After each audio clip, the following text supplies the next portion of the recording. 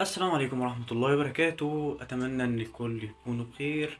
هنتكلم عن صفقات النادي الأهلي وبيع نجم الزمالك. طبعا قبل أي حاجة مساء صلى على النبي محمد صلى الله عليه وسلم وتدعي لإخواتنا الشهداء في فلسطين. هنتكلم عن صفقات النادي الأهلي. البعض بيقول إن النادي الأهلي محتاج صفقات في مركز الدفاع وصفقات في مركز الهجوم.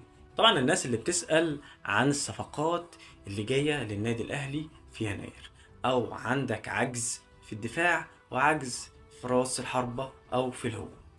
بالنسبة للدفاع عندك صفقة مدوية جدا، صفقة تقيلة زي يحيى زكريا، لاعب غزل المحلة، لاعب بروفايل قوي جدا. يبقى هنا عندك يحيى زكريا لاعب غزل المحلة، مدافع للنادي الأهلي أو مرشح للنادي الأهلي. في لاعب تاني برضو لو النادي الأهلي اتعاقد معاه هتبقى صفقة تقيلة جدا، صفقة رايقة. هتقول لي مين هو؟ هقول لك أحمد طارق، مدافع نادي زد، لاعب بروفايل جاحد، بروفايل هيفيدك جامد جامد جامد. لو النادي الاهلي خلص الصفقة ديت خلاص انت كده عندك الدفاع بقى في حتة تانية مع ياسين مرعي. هتلاقي الدفاع صلب. احمد طارق بروفايل محمد عبد المنعم، احمد طارق لاعب زد، بروفايل جامد.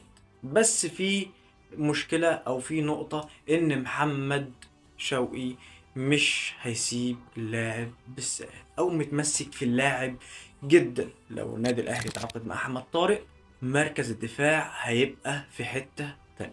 تعال بقى هنتكلم في مركز التمانية، تحسبا لرحيل اليو ديانج في الفترة المقبلة. اوجستين منصور لاعب ارجنتيني، لاعب قوي جدا، بروفايل شرس، محترف، الكورة ممتعة جدا في رجله، بيلعب مركز 8 وعادي لو عايز تلعبه مركز 6 يشتغل معاك.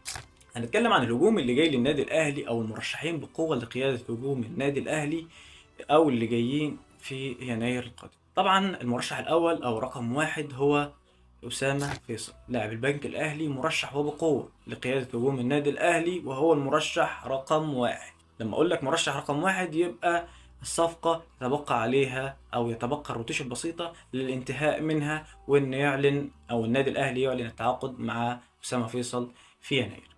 طبعا المرشح الثاني هو مصطفى محمد. المدرب اتفرج على فيديوهات للاعب، اتكيف من مصطفى محمد جدا، اتكيف من الكواليتي، فورمة